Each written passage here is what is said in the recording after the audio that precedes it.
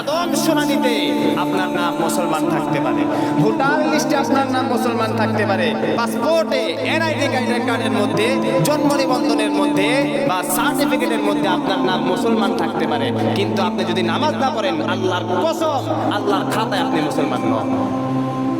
আপনি দেশের প্রেসিডেন্ট, প্রধানমন্ত্রী হতে পারেন, পররাষ্ট্র স্বরাষ্ট্রমন্ত্রী হতে পারেন, আপনি চেয়ারম্যান হতে পারেন, আপনি নেতা হতে পারেন, আপনি বড়লোক মানুষ, ক্ষমতাবান মানুষ হতে পারেন, কিন্তু আপনি যদি নামাজ না পড়েন, আমার কথা শোনেন, আপনি যদি নামাজ না পড়েন, আমাদের দেশের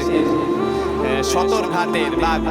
গুলিস্তানের বা কুমিল্লার যে কুলি, যে মুচি, যে রিক্সা চালক, যে ভ্যান চালক, যদি তারা নামাজি হয়, দিনদার হয়, পরেজগার হয়, মুত্তাকি হয়, আল্লাহরে ভয় করে, তাহলে বেনামাজি প্রেসিডেন্ট, বেনামাজি মন্ত্রী, বেনামাজি ক্ষমতাবান, বেনামাজি চেয়ারম্যান, বেনামাজি মেম্বারের চাইতে আল্লাহর কাছে ওই কুলি, মুচি, রিক্সাওয়ালা, ভ্যানওয়ালার মর্যাদা হাজার হাজার গুণ বেশি।